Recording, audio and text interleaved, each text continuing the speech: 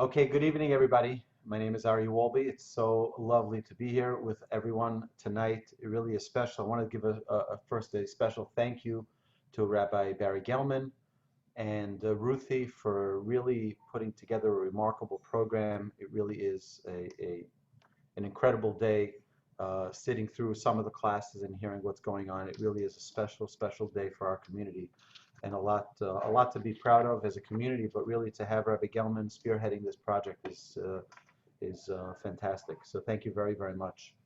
I want to talk a little bit about today being the night before Shavuot, the last night of the Omer, and the last night of the counting of these magnificent 49 days leading up to Shavuot.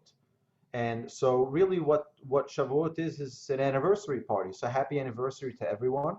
And I hope those who are fortunate enough to be in a synagogue tomorrow or to congratulate your fellow congregants, wish them a happy anniversary, right? It's the anniversary of our people and our relationship with God.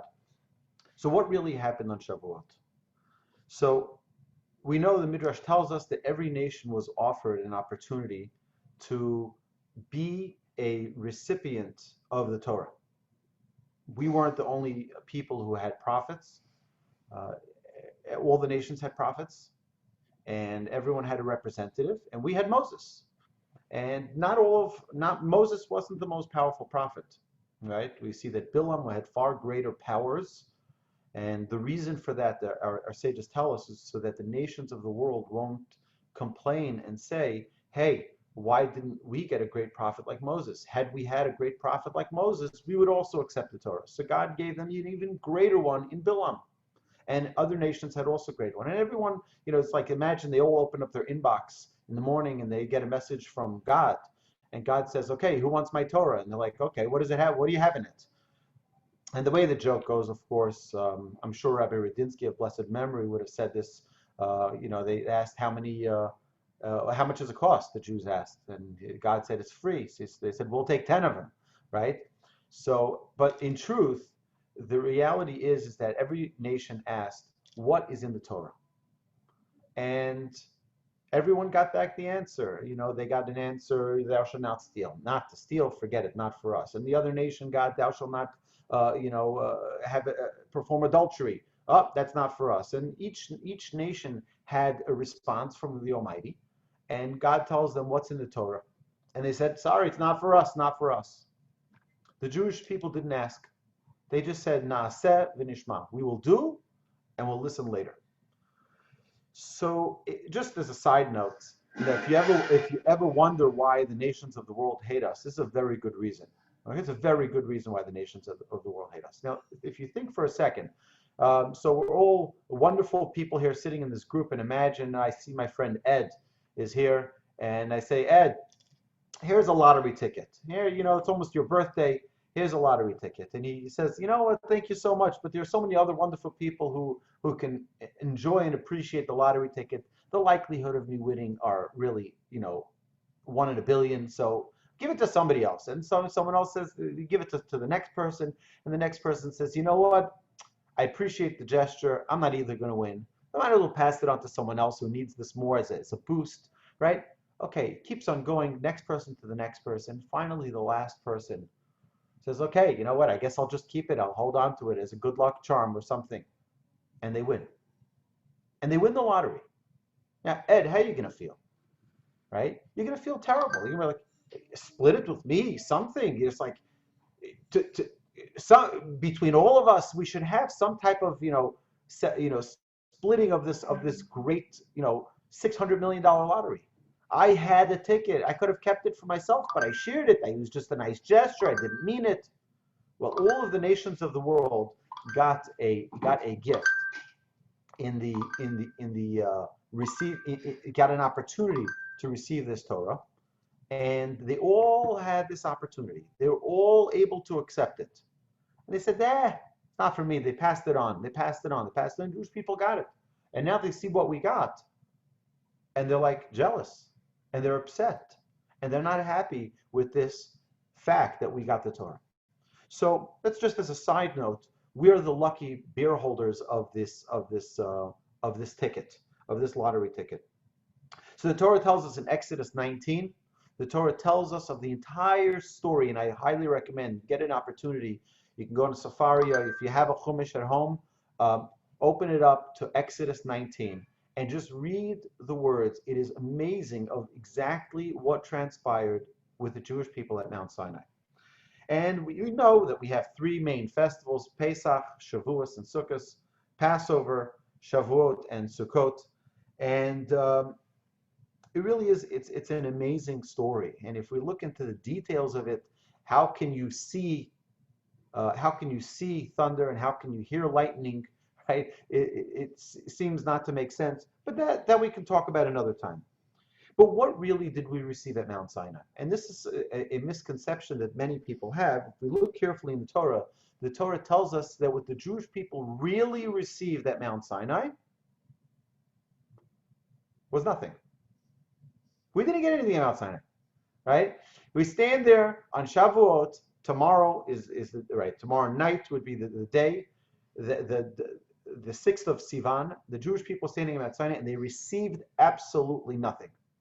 We didn't get a Torah. We didn't get a scroll. We didn't get tablets. What did we get? So I want to share with you an amazing idea that I heard many, many times from my grandfather, who was a special rabbi. You know, in the Haggadah we say that we sing the great song of Dayenu. And the Dayenu song is a favorite in most Pesach Seders. We sing the song Dayenu. And if we think about the words, really what we're saying is, we're saying, wow, all of the incredible things that God gave us, would be so incredible. And we're trying to really appreciate every step. If God had only taken us out of Egypt, that would be great, thank you. But we still split the sea. If you had only split the sea, but not fought against the Amalekites, and it keeps on going, all of the amazing miracles, having the manna, having the Shabbos, all of these great things. One of those great gifts that we received was, we say, Ilu kirvanu lifnei har Sinai. If God had brought us to Mount Sinai, v'lo natan lanu Torah, but God did not give us the Torah, dayenu, it'd be enough. So I ask you, it's like, what do you mean? You're going to take me to Mount Sinai and not give me the Torah? Would you take a child to the ice cream store and say, it's enough we went to the ice cream store, we don't need to actually get ice cream? Why bring us to Mount Sinai and not give us the Torah? What is the purpose of going to Mount Sinai if we weren't going to receive the Torah?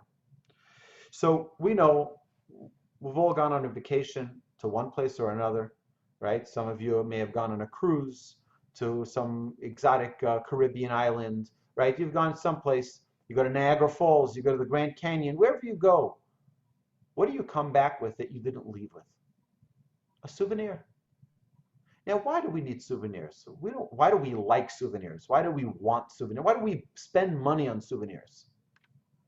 Because when we come back home and we're back in Houston, Texas, we want to look at that little magnet on the fridge and say, you remember how special it was when we were in Italy? You remember that place we went to that coffee shop? Remember right? You remember who we met there? And it brings back a whole recollection, right? It brings back a whole memory. And that's why we collect memorabilia, and that's why we collect all of these souvenirs, because we want to relive experiences. What happened at Mount Sinai is not what we think happened at Mount Sinai. All right? What truly happened at Mount Sinai was that there was a revelation of God to the Jewish people that never was prior to that and never will be after that. And that was God himself talking to the Jewish people directly, without any emissaries, without any servants, without any messengers. Directly, not through the voice of a prophet. Directly, God spoke to each and every one of us. A remarkable, remarkable experience. So imagine if you were there. What would you do? You're standing there at Mount Sinai. God himself spoke to us. The Midrash says that the Jewish people were in such awe of this revelation that they died. And we needed to be resuscitated. That happened twice. And after the first commandment of the Ten Commandments, the second commandment of the Ten Commandments, and then the Jew says, enough. They couldn't. We didn't want to have to die and be resuscitated again. We were afraid it wasn't going to work. So if you look carefully in the Ten Commandments, you'll see that from the third commandment on is coming through Moshe already. It's coming through Moses.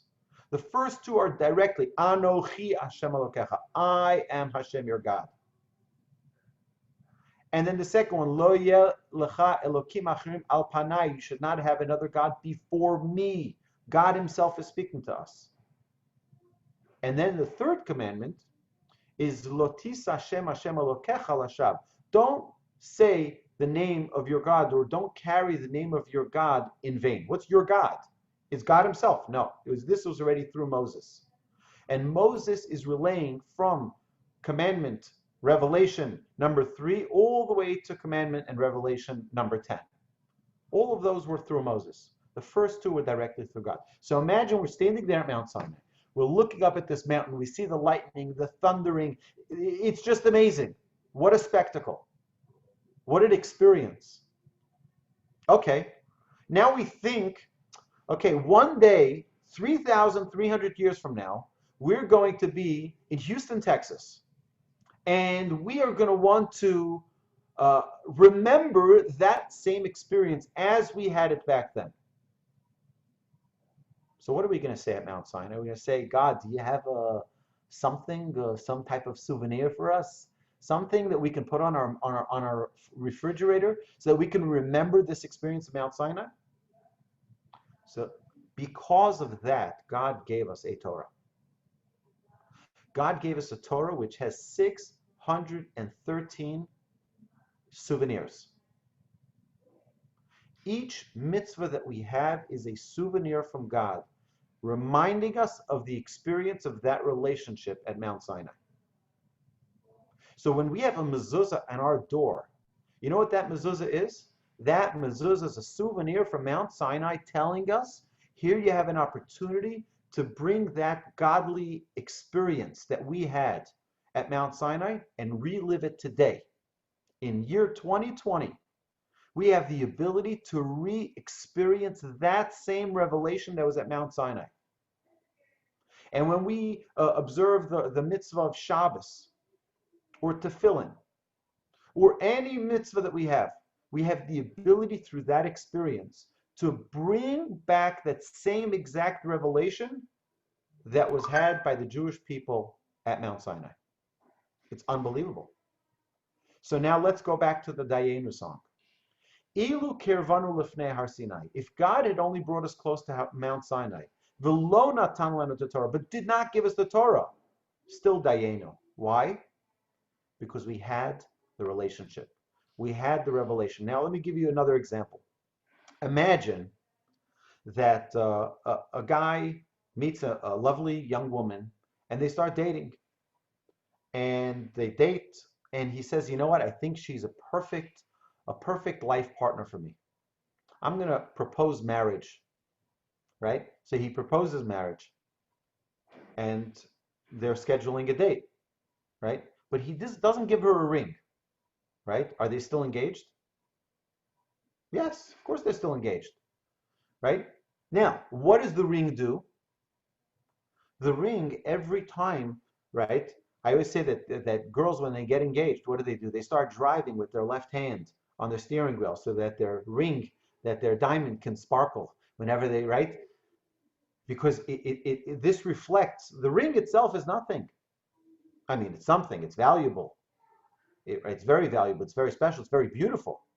But what it really has in it is the expression of this relationship. It in itself, it's a ring. We can buy ourselves a ring. But why is this one special? Because this one reflects an entire relationship.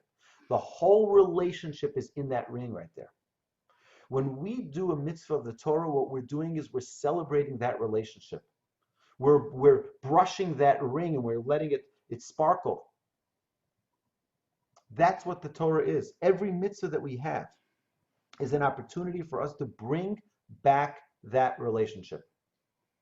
Now, just for some technical pieces here, The actual tablets weren't given at Mount Sinai either. Only the revelation was at Mount Sinai.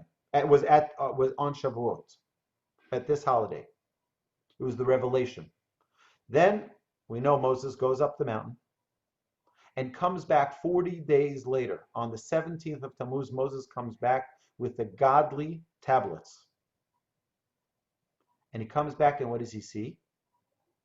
He sees the sin of the golden calf, and he breaks the tablets.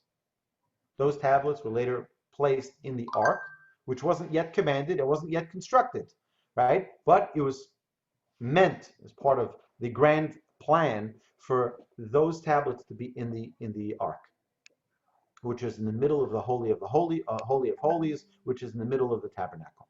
Okay. Then what do we have? Then we have 40 days later, Moses is trying to rile up the people. You got to repent. We got to do teshuvah. He goes back up in the beginning of Elul, the Rosh Chodesh Elul, which is the first day of the month of Elul. He goes back up the mountain, and then he stays up there for another 40 days. And then he comes back down on Yom Kippur. And Yom Kippur is the day that the Jewish people were forgiven for that sin of the golden calf. And forever that day remained a day of atonement and forgiveness. Which is why today we have this special privilege on Yom Kippur to fast and to, try to repent for whatever sins may have been done during that year. Yom Kippur is a day forever for forgiveness. Okay? And that's when we receive the second set of tablets. Now, when did we actually get the Torah? We actually got the scroll of the Torah 40 years later. 40 years later, the day that Moses passed away, he concluded all 13 copies of the Torah scroll, one for each tribe, and one that was going to be placed with those tablets in the ark. Right? Today we have a similar idea in our synagogues, that we have the Torah in the ark. That's why it's called an ark, to bring that same idea of the tabernacle's ark into our day-to-day experience. So we understand why we would go to Mount Sinai and not get a Torah. It'd make a lot of sense, right? Because really it's about the relationship. It's not about the ring. It's not about the memorabilia. It's not about the souvenir. It's really about the relationship. And what we really want in our experience day in and day out of our Judaism is to grow that relationship with the Almighty, right? Just a quick example. Blessings. We have an obsession in Judaism with blessings. I mean, you think about it, we have a blessing for literally everything, right? We have 6 blessings before we eat, depending on which foods. We have 3 blessings after we eat, depending on which foods. We have blessings for things that we see, blessings for things that we hear, blessings for things that we smell, blessings for experiences, for hearing good news, right? Just like unbelievable. You buy new clothes, you buy a new car, you're excited, you have a blessing to say. You have a blessing for everything, hundreds of blessings. Ever wonder why? Because not only is Judaism obsessed with blessings, we're more obsessed with something called happiness. And the key to happiness is recognizing every single moment how blessed we are. And when we recognize that every single day we are so blessed with so many incredible gifts that the Almighty gives us, we don't want to waste an opportunity to say thank you. We don't want to waste an opportunity where that relationship isn't brought to a glow, to a shining representation of the feelings we have for the Almighty, for the thanks, for the appreciation. Okay, so I've gotten many questions over the years. I'm now here 15 years in Houston. I've gotten hundreds and hundreds of questions, but many times the common question I get is, I mean, come on, Rabbi, let's be real. We're at 2020. We're living in 21st century. The Torah might be a little bit archaic. I mean, come on. We don't have certain worries that we had in the past. Trigonosis. We don't have that. So maybe we could eat pork, or maybe we could do certain things that maybe the Torah is a little outdated. So I want to share with you an idea. Okay, it's my own parable. It's my own metaphor. So if it's flawed, I'm the flaw, not the parable, or not the message. The message is as follows. Okay, let me first start with the parable. Anybody here familiar with the BMW? Of course, we're familiar with the BMW. What's their slogan? The ultimate driving machine. Okay, the ultimate driving machine. Now, anybody who went from a simple car, you had your first car, a Toyota Corolla, and then you get to a luxury car, you get your first BMW, and you're like, wow, the ultimate driving machine.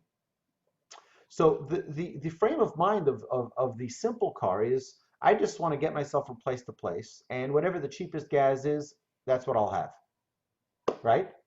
But when you have a luxury car, when is going to be the first time you look at that manual? Well, the first time you need to fill up gas. Because now you say to yourself, 1 second, I have a luxury car. I think a friend of mine told me you better make sure you put in premium. Okay, so I'm sitting there at the gas station, and you pull out your BMW manual for the ultimate driving machine, and you open it up to fuel, and it says, we recommend only to use premium unleaded.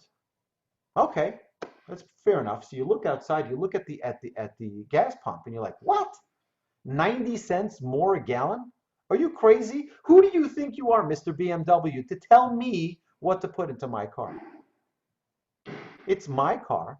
I bought it. I worked hard. I earned the money. I paid my taxes. I bought my luxury car. Are you telling me what to feed it?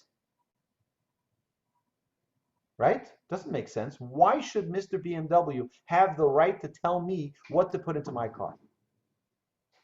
You know what Mr. BMW will answer you? He says, for all I care, put in water. I don't care. But if you want to maximize this driving experience, this is what I'm telling you. And it's the same exact idea. Why does Mr. BMW know better than me? Because he manufactured the car. He built that engine. He built everything that's inside that car. He knows exactly what it needs to maximize the driving experience. God created us all. And God is the manufacturer. He knows exactly what we need. It's amazing. He tells us exactly the food we need to put into our body, right? Just like the manufacturer of the car tells us what type of fuel to put into our car. God tells us what fuel we need. He tells us every detail of maintenance that we need for our physical and spiritual well-being. Exactly, like there's almost no product you can ever buy today that doesn't come with a manual. Right? You go to IKEA and you buy a simple desk, it'll come with a manual. Right? You buy a light bulb, it'll come with a manual. You buy a bottle of juice, it comes with a manual. It says twist it with an arrow, telling you exactly how to open the bottle. Shake well before opening. Why does it have to tell you that? Because otherwise you won't enjoy it, and you're going to come back to them with complaints. The Almighty gives us a manual to handle every step of our lives so that we enjoy this experience of life. God wants us to enjoy this experience, which is why we're fortunate and lucky to have this incredible Torah which guides us. I think, a question that I would get as well was, I don't understand, Rabbi, okay, kosher meat, why is it so expensive? Why does it need to be so expensive? So I'll tell you the greatest gift to the kosher market. It's called Whole Foods. Because if a doctor says it's healthy, then we're ready to pay $22 for a box of cereal. But if God says that this is the right thing for you to eat, I can't pay a few dollars more. It's an amazing dilemma that people, right? So when Whole Foods, which is great, right? But New York Times article recently said they did hundreds of studies. They could not find a proven benefit for organic. They couldn't find one proven benefit. But yet, we're all very careful to buy as healthy food as possible. But if God says for us to eat kosher or something, right, that's commanded in the Torah, we say, well, he doesn't really know what he's talking about. Maybe it's 3,000 years ago. God is the manufacturer of our bodies, of our world. He created us. He's telling us the exact ingredients we need to maximize this life we're living. Okay? God wants us to enjoy. God knows what's good for us. He loves us and he cares about us. So, another perspective on Shavuot. You know, it's very, very interesting that we have so many beautiful holidays, so many remarkable holidays. We start from Rosh Hashanah. What do we have in Rosh Hashanah? Rosh Hashanah, we have the shofar, we have dip the apple in the honey, and we have the pomegranates. We have all of these symbolisms. Beautiful. You have Yom Kippur, it's a day of repentance. We have a kittel. We fast. There's something tangible on the day of Yom Kippur. We have Sukkot. We have the lulav and the etrog. We have the sukkah that we sit in, the booth, also tangible. We have Hanukkah. Hanukkah, we have the menorah that we light for 8 days. We have the dreidel, and we have latkes, and we have donuts, and we have all of these incredible things. On Purim, what do we have? On Purim, we have a Megillah, and on Purim, we have, we have the 4 mitzvahs of the day of giving mishloach manot and to give charity to the poor. And there's so many actual things that we do. We get dressed up. We have on Pesach, we have matzah, we have the seder, we have the afikoman, right? We have all of these incredible things. We have actual, tangible things. Comes Shavuot. Aside for cheesecake, we really have nothing. I mean, what's the character of this holiday? So I'll tell you, a friend of mine told me a story, right? Went on a cruise.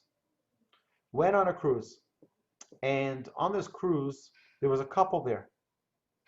And this individual on the cruise, his wife was calling him, let's call him Joe.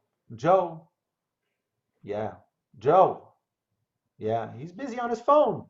He's busy answering messages, emails. She stands up. She grabs his phone out of his hand and throws it overboard.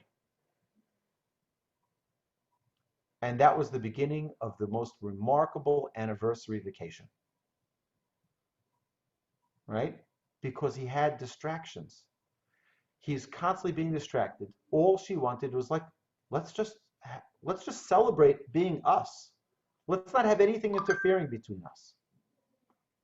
Right? Let's just express the love and the affection that we have. And that's what Shavuot is. Shavuot, we don't need any intermediaries of a shofar, of a matzah. Yeah, there's a custom to have cheesecake or to have dairy. There's a custom. There's no halacha that you're obligated to, right? There's no obligation. Matzah is an obligation. It's a biblical obligation. Sitting in the sukkah is a biblical obligation.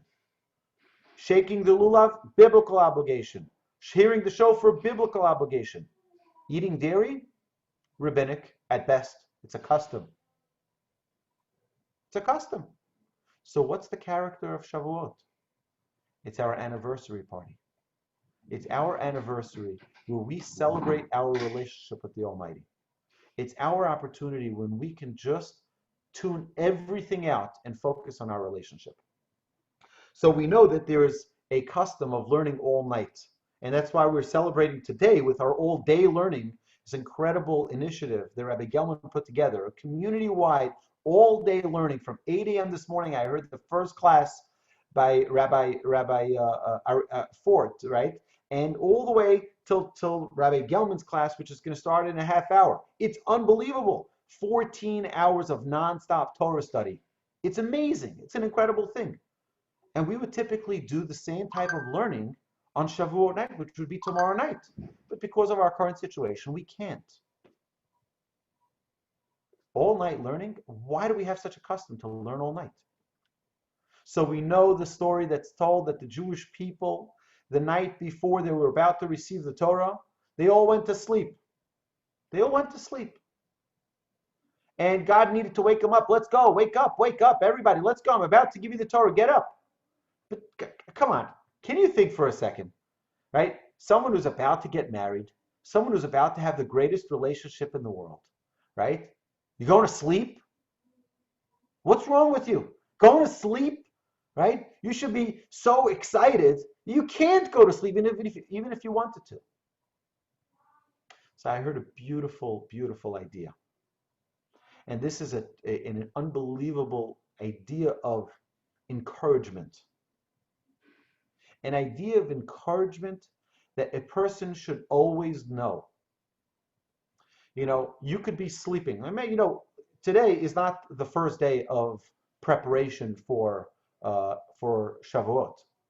Today is the last day of preparation, right? The last day of preparation, meaning from the beginning of the Omer, which started Pesach, all the way we count 49 days, 7 full weeks, which is tonight. We've been preparing day by day by day, getting ourselves ready and primed for this experience to relive it again and again. But what does one do if we slept through it all? I slept through it all. I was busy, Corona. I was locked up in my house. I was busy catching up on all the Netflix series, catching up on all of the. I slept through it all. What do? I wake up now, it's Shavuot. What do you do? Someone sleeps the day of his wedding, and now you're like, oh, let's go, hurry up, get dressed up. You got to walk down the chuppah, right? Don't worry. God is telling us that everybody has the opportunity and everybody has the potential, no matter how sleepy we were, to accept the Torah. Because don't forget, you were sleepy at Mount Sinai, and yet you received the Torah. So anybody, no matter where they are in their spiritual state, no matter where they are in their spiritual growth, everyone is equal. Do you know the number one component the Jewish people need to receive the Torah? Number one. What's the number one ingredient? Unity. Unity. That's what we need. In order to receive the Torah, the only ingredient we need is unity. There's no such thing as a Reformed Jew. There's no such thing as an Orthodox Jew. There's no such thing as a conservative Jew. There's no such thing as any of these labels. We're all Jews with one Torah, one nation, one soul, all united. That's what we are. And Hashem is encouraging us. The Almighty is encouraging us by this. According to some of the commentaries, God made us sleepy so that there might be a time where someone says, no, I didn't have proper preparation. Don't worry, the Jewish people were sleepy and they yet received the Torah. You can also do it. It's a sign of encouragement for every person to know you can do it. But I want to share with you another amazing thing. We have this custom we mentioned to eat dairy. It's an interesting custom, right? Why? There are many reasons given. The Jewish people just received the Torah. They didn't know yet the exact laws of kashrut. So to stay safe, they didn't know how to slaughter an animal yet. It was a holiday, so they just stuck to dairy. Okay, there's other reasons given. Let me share with you an amazing idea. What is milk different than anything else? If you take strawberries and they get spoiled, right, or they get moldy, right, you throw them out, right? You have other drinks, other liquids, they get spoiled, right? Can't use them anymore, right? Old wine is no longer wine. You can't use it for wine. It'll become vinegar. It decreases in its value tremendously. But what happens when milk gets spoiled? It becomes cheese. It's an amazing thing. What God is telling us and what our custom is to eat cheese is don't worry. A person might feel, me? I'm spoiled. Look at me. I haven't done anything in my Judaism. Look at me. I haven't observed. Look at me. I'm not a member. Look at me. I'm not involved. You know something? We all have dairy on Shavuot to tell us that there's no such thing as bad milk. Bad milk only becomes good cheese. Right? You may feel that you have spoiled your opportunities, but there's always a word of encouragement in Judaism. You can still make great cheese. You can be something special. You can become something so unique and so dear to the Almighty. So this holiday is really a holiday of unbelievable love, affection, encouragement of our relationship with the Almighty. Of what we're really trying to get out of this is to really feel a oneness with God.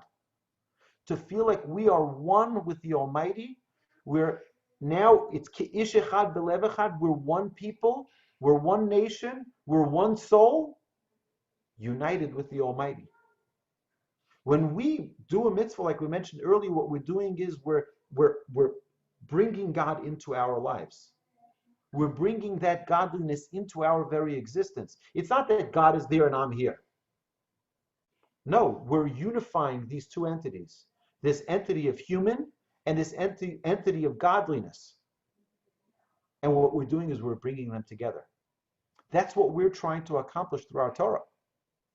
What we are trying to accomplish in every day of our existence as Jews is we're trying to bring godliness into this world through ourselves, through becoming a better person, through becoming more godly, through that connection that we're trying to bring into our consciousness, trying to bring into our world, so that we can, when we have a big obligation, we have big responsibilities.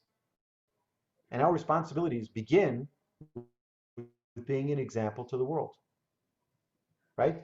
In that entire portion in Exodus 19, it says, that we are to be a holy nation. Right? A goy kadosh. That's what we're supposed to be. We're supposed to be a holy nation. What is a holy nation? One which is distinct. One which is recognizable. That when someone does business with us, they should be able to tell by our honesty, that's a Jew. I know his word is a word.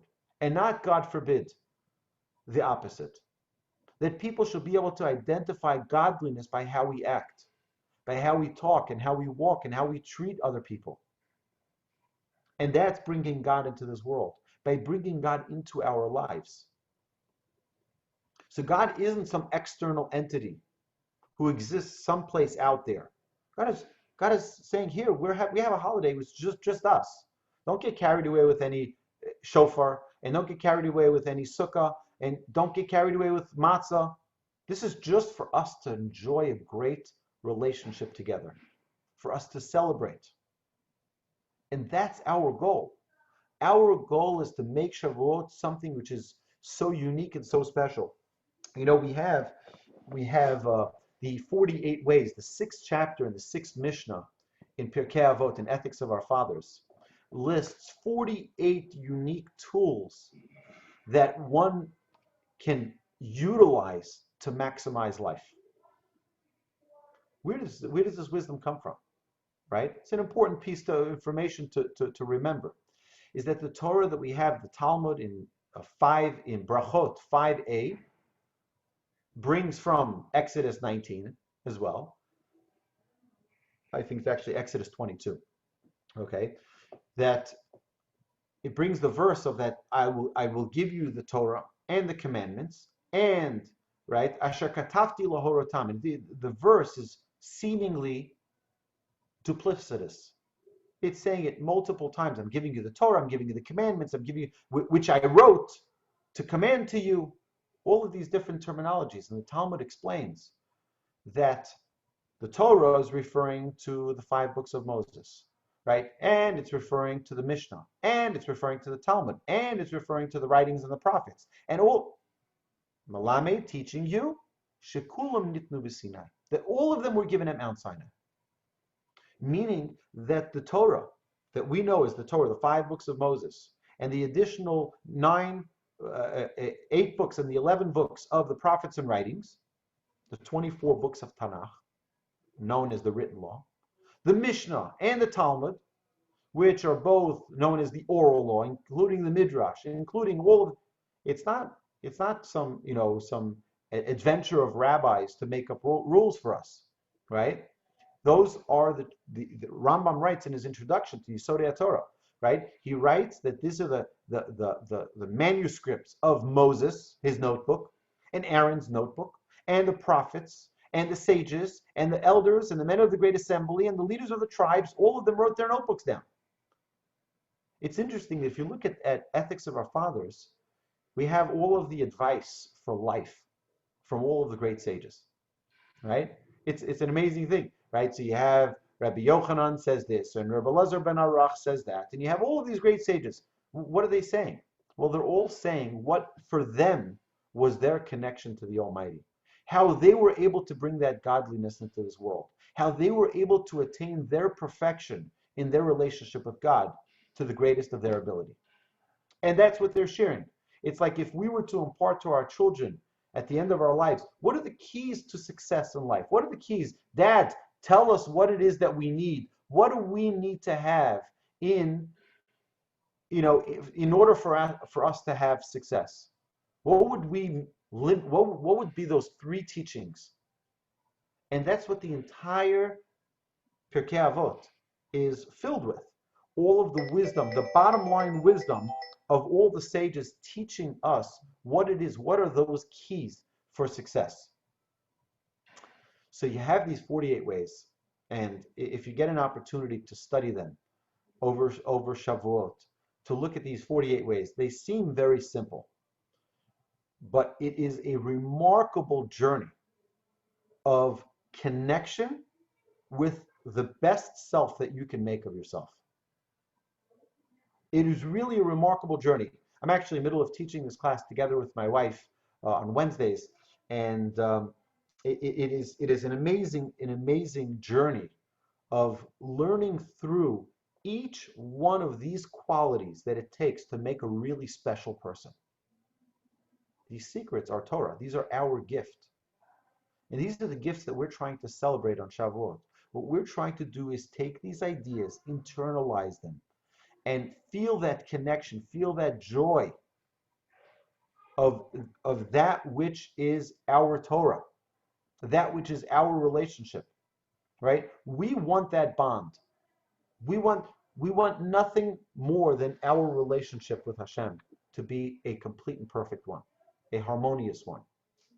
And that's what this holiday is all about, right? So I'll open the floor to any questions. I'll just tell you something beautiful, okay? I say this many times in all of the different classes that I teach. A very beautiful idea.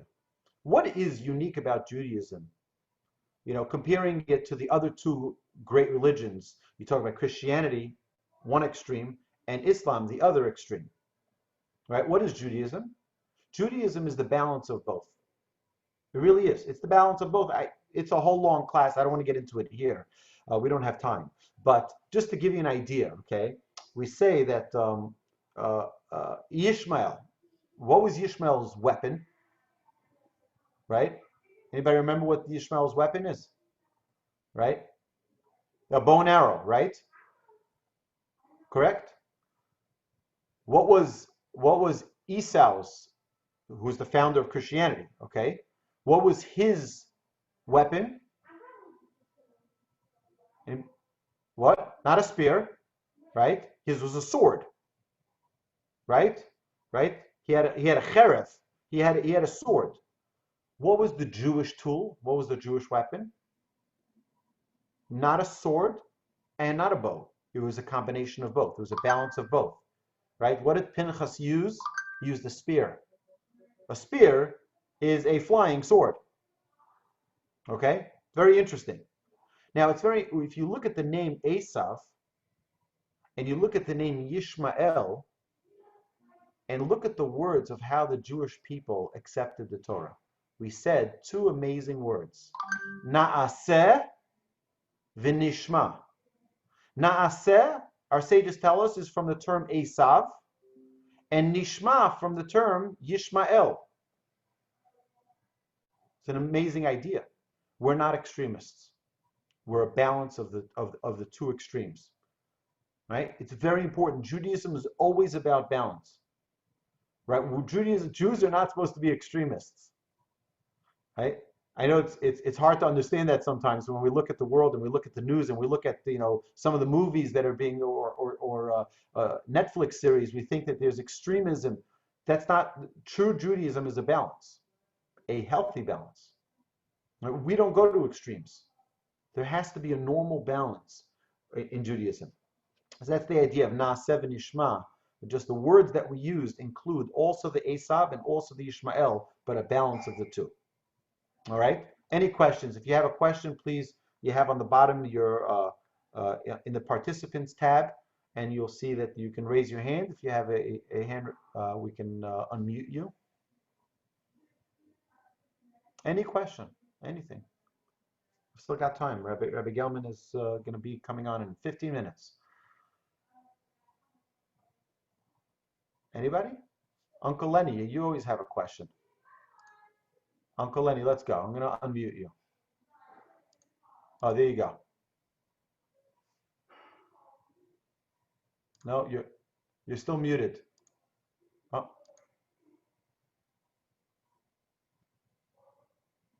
Okay, there you go.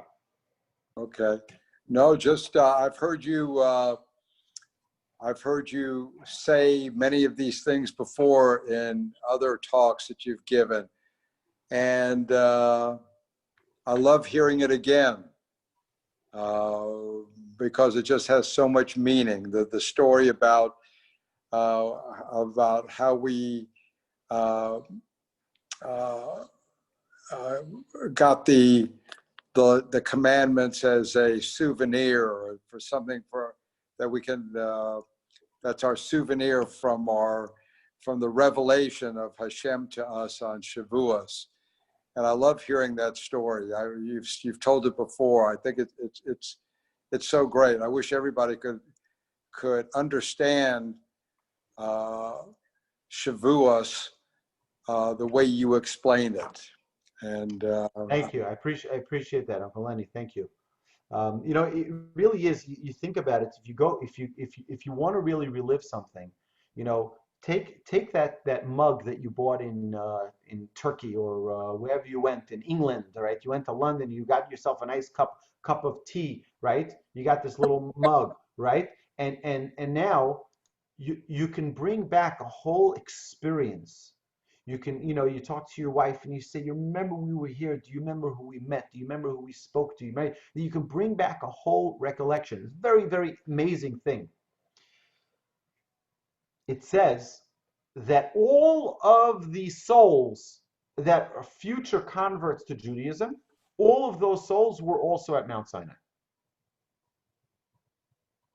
Okay? It's a very interesting thing. All of the souls that are future converts were also at Mount Sinai. So such a beautiful idea. Okay? I'll tell you why. Because we said when we started off, we said that every nation had a choice whether or not they want to receive the Torah.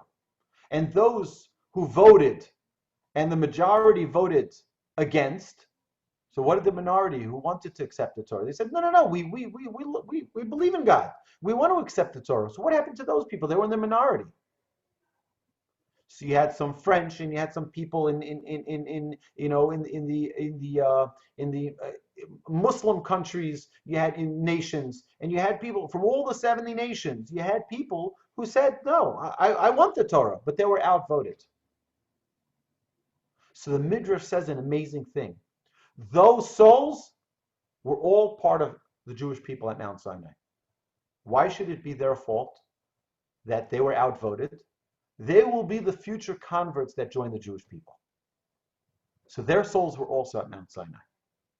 Because they originally wanted to receive the Torah, but they were outvoted. What can they do? And I think it's such a special idea. That's why we have special mitzvahs in the Torah. To be extra kind and extra nice to the convert. You know why? Because we might look at them as a convert, but God doesn't look at them as a convert. God says these were the original ones who wanted to receive the Torah, but they were outnumbered. They're not a convert. They're just like the regular Jewish people. I think it's a very special idea. We need to look at every person with a love, with an appreciation, with an admiration. And we have another hand up, Aliza. I'm unmuting you. Oh, yes. Okay. Actually, to that point, sure. I was going to ask a question about Ruth, and if you could talk about like her pivotal role in this at Mount Sinai. And so I guess, yeah. Well, she was way after Mount Sinai, but we But look she at, was a convert. that's correct. That's correct. And we see that there is a if you just look for a second at the virtues of look where the Torah is given. In which portion is the Torah given? In right, the Torah, the Ten Commandments are given to the Jewish people in the portion of Yisro. Who is Yisro? A convert. Yeah. Someone who decided on his own, I want to join the Jewish people, right? There's something very, very special when someone is willing to change their entire life because they see something of truth, something of value, right? Our sages tell us that when we look at an example of someone who hears a message, we think of Yisro. Vayishma Yisro. He heard the message. Ruth is the same example. She saw something and she says, this is the truth. This is the light, and I'm not going to stop pursuing it. And we should all feel that. The same fire, that same passion we should feel in our pursuit for truth. And not to let up, and not to say, you know what, I'm not going to. No, if we really want something, we don't stop till we get it. And here we see Ruth, and we see the same with Yisro. We see individuals who grew up a totally different way. And yet, they turned their life around on a dime because they saw a truth that they wanted to pursue. And they were not willing. They stopped their lives. They stopped everything to pursue that truth. And that's something that we have unbelievable. There's nothing more valuable in Judaism than truth. Right? We say, what is God's name? What's God's identity? Hashem Elokechem Emet. God is the God of truth. It's an unbelievable, right? What God wants from us is truth. And to seek that truth, to be seekers of truth, which is why in Judaism, we don't stop asking questions, right? What probably the most common question I get is, Rabbi, can I ask a question? Right? Of course you can ask a question. That's what Judaism is about. Judaism is about asking questions. Look at the Talmud.